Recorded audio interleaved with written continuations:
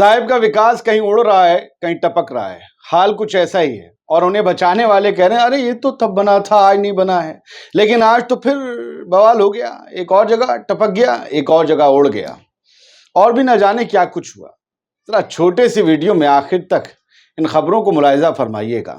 आदिल खान आजाद का आदाब कबूल कीजिएगा और द कंटाप को ना किया और सब्सक्राइब तो प्लीज कर लीजिएगा, क्योंकि यहां आपको खबर मिलेगी सबसे अलग तरीके से।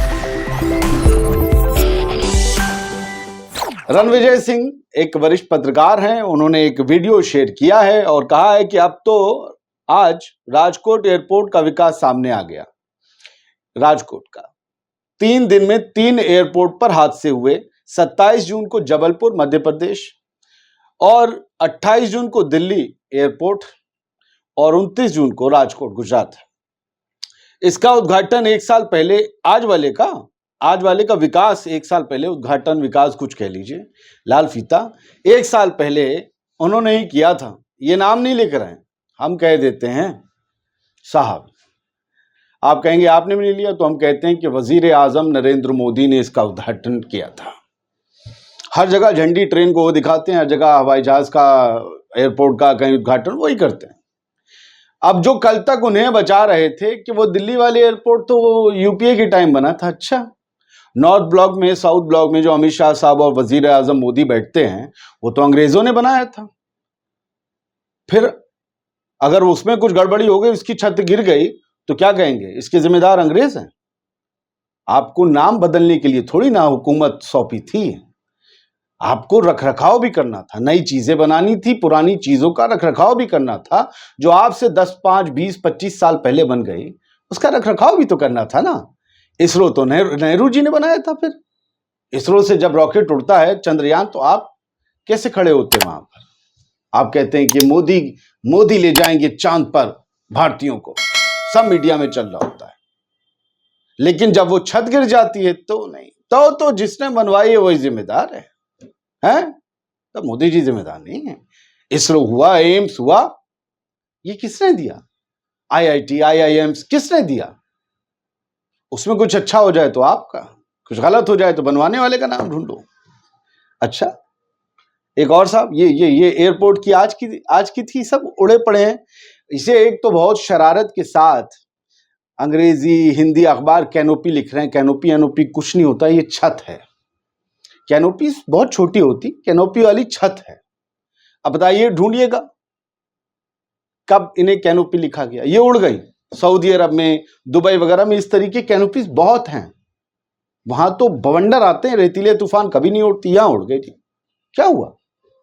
ये विकास कैसा था? क्या बवंडर आ गए थे? एक और लीजिए, जर्मनी का फ्रैंकफर्ट शहर, उस फ्रैंकफर्ट एयरपोर्ट की तर्ज पर लखनऊ का अमौसी एयरपोर्ट बनाया गया था। ये दावे किए गए, अरे जर्मनी जैसा फील आएगा आपको अमौसी पे बैठ के। क्या हुआ? वो हमारा यूपी वाला फ्रैंकफर्ट चूने लगा, टपकने लगा जी। उस अमौसी एयरपोर्ट, जो लखनऊ का अमौसी एयरपोर्ट है, जो आपकी डोमेस्टिक और इंटरनेशनल फ्लाइट्स वहां से जाती हैं, उसके टर्मिनल 3 का यह हाल है, जो आज तस्वीरें सामने आई हैं। बारिश में छत टपक रही है। कुछ महीने पहले इसका उद्घाटन हुआ था। किसने किया होगा? कुछ महीने पहले यूपी में सत्ता बीजेपी की, केंद्र में सत्ता बीजेपी की, किसने किया होगा? जरा सोचिए।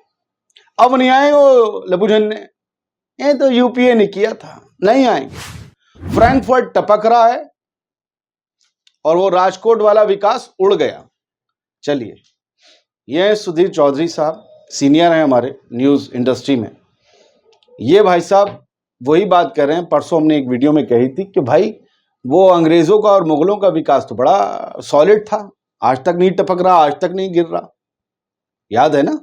लाल किला, Taj Mahal, North Block, South Block, Rashtrapati Bhavan, क्या क्या नहीं है। तो ये वसीम अकरम त्यागी, हमारे नौजवान पत्रकार मित्र ने सुधीर चौधरी की वो क्लिप काट के चस्पा की है और लिखा है, अंकिल सुधीर चौधरी मुगल कालीन इमारतों और मुगलों की तारीफ कर रहे हैं। होता है, कभी कभी इंसान का मूड खराब होता है, दिमाग खराब होता है। तो ये तारीफ कर रहे हैं मुगलों की। यही बात हम लोग कह दें तो मुगल कह दिए, मुगल कहला दिए जाए। अंग्रेजों की बात हम कह दें तो अंग्रेजों के पिट्ठू कहलाते। हकीकत को तस्लीम करना क्यों नहीं आता।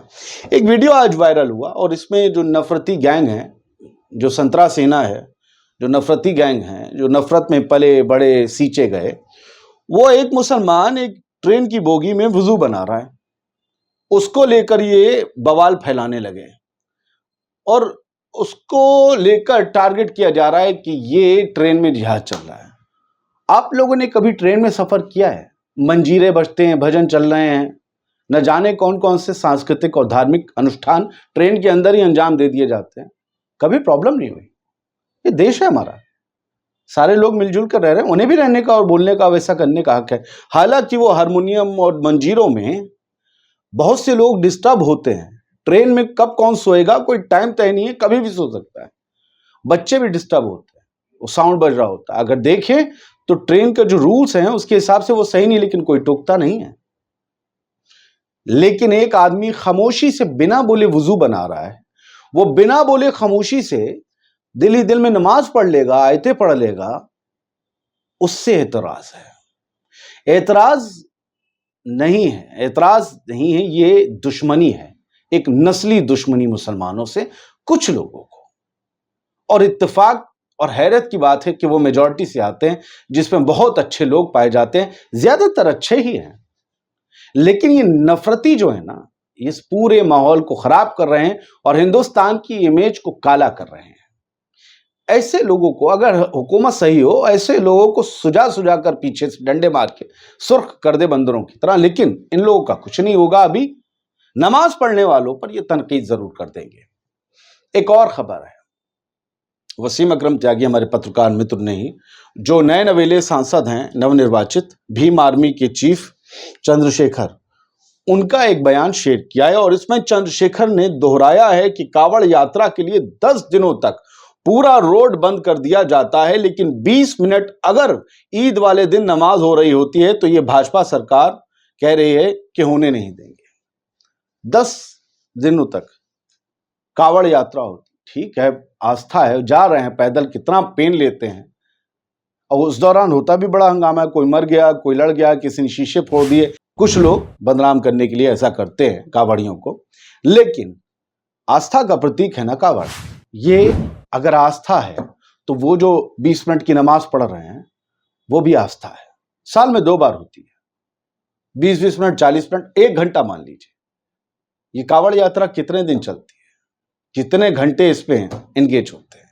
अगर पूरे साल भर के जुमे भी निकालकर बाहर कर दिए जाएं तो उससे ज्यादा यात्रा के घंटे हैं। लेकिन तकलीफ नमाज, नमाजियों, नमाज पढ़ने वालों, मुसलमान, इस्लाम, कुरान, इससे है। और ये भारत का एक अलग रूप दुनिया में ऐसे नफरती लोग पेश करते हैं जिनके खिलाफ चंद्रशेखर बोल रहे हैं। उम्मीद करता हूं कि आपको ये वीडियो पसंद आया होगा। चलते चलते चंद्रशेखर को सुन लीजिए, इजाजत दीजिए। भाई, हिंदू धर्म की आस्था है, देश सब की धर्मों की आस्था का सम्मान करना है।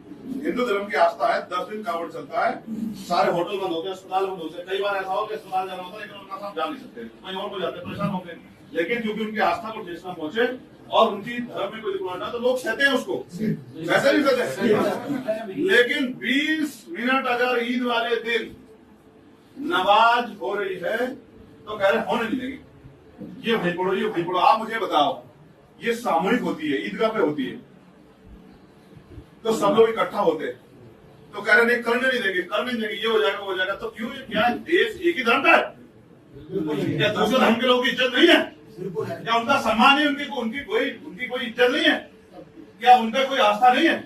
तो सब नहीं जानते ये बात गलत है, लेकिन किसी की हिम्मत नहीं है। किसी को बुरी लगी, हिंदू धर्म के किसी व्यक्ति को बुरी लगी ये बात, अगर 20 मिनट उनकी नमाज के लिए व्यवस्था हो जाए, 20 मिनट को अगर रास्ता बदल जाए, किसी को बुरा लगेगा। और अगर कोई कहता हो हिंदू धर्म को मानने वाला व्यक्ति कि भाई मैं इससे सहमत नहीं, तो वो भी अपने धर्म के साथ नहीं। क्योंकि अगर उनका मजहब ये सिखाता हो कि किसी दूसरे को परेशान करके या उसको पीड़ा देकर खुश हो, तो ये मैं नहीं मानता इस बात को।